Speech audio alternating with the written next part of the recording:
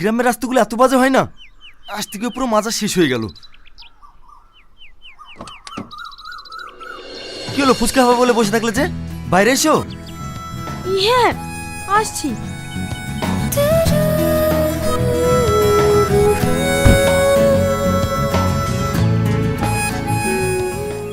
ভাই কটা হলো? 10টা। আর দেব না। ক টাকা হলো ভাই? 15 টাকা।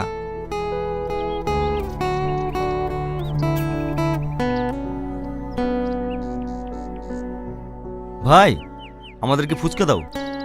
হ্যাঁ দিচ্ছি। টনি, তুমি এখানে? আজ 3 বছর ধরে তোমাকে পাগলের মতো খুঁজে বেড়াচ্ছি। তোমার কি আমার কথা একটুও মনে পড়েনি? আরে আরে এ কি করছেন আপনি? আপনার কথা আমি চিনিই নি।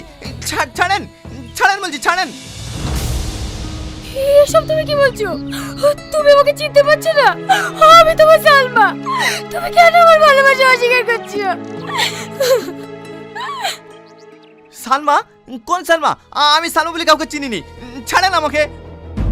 সালমা, রাস্তাঘাটে কি এসব শুরু করেছো? আর 10 দিন বাদে তোমার সাথে আমার বিয়ে, আর তুমি কেন নাটক করতে বসেছো? চলো। না, আমি যাবো না। আমি যাবো না।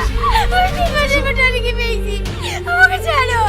টনি, তুমি একবার বলো আমাকে ভালোবাসো। আমি যাবো না। আমাকে ছাড়ো। টনি।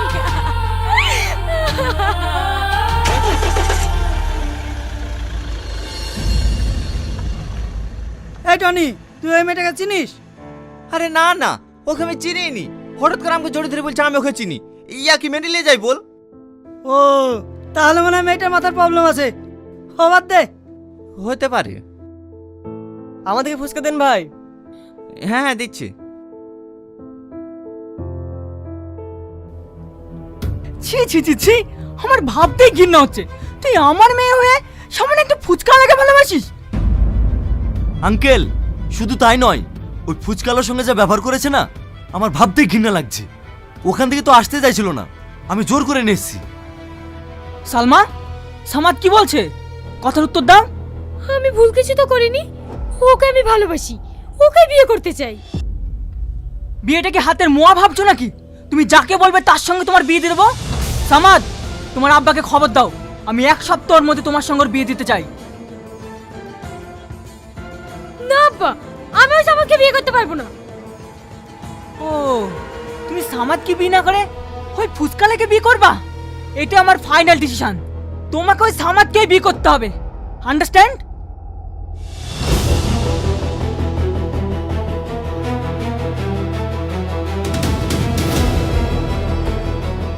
আজকের পর থেকে ও যেন বাড়ির বাইরে 1 পা না বেরোতে পারে। তোমরা সব সময় ওর দিকে নজর রাখবা। আমিও দেখছি ওই ফুচকালার সঙ্গে কিভাবে বিয়ে করতে পারে। ঠিক আছে কর্তা বাবু।